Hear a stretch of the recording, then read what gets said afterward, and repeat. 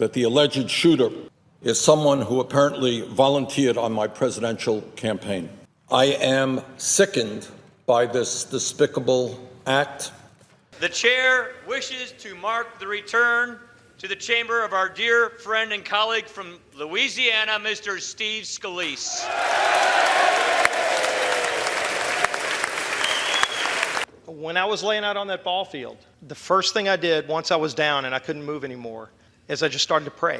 So I'm definitely a living example that miracles really do happen.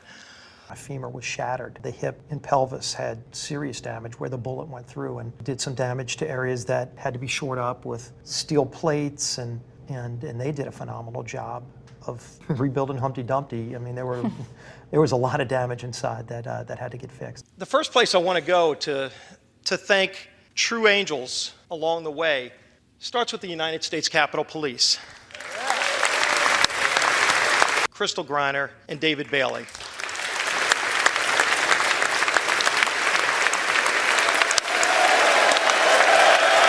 Crystal and David were assigned to my security detail that morning. And yet as soon as those shots were fired, I'll tell you, when I was laying on the ground, one of the things I prayed for is that David and Crystal would be successful in carrying out their duties.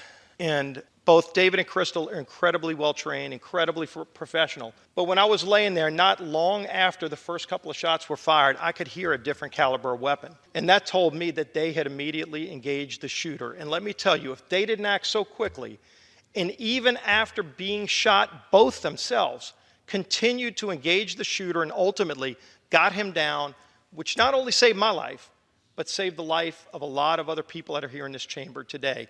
Crystal couldn't be with us today, but David Bailey is with us. David, you are my hero. You saved my life. And everything. Thank you so much.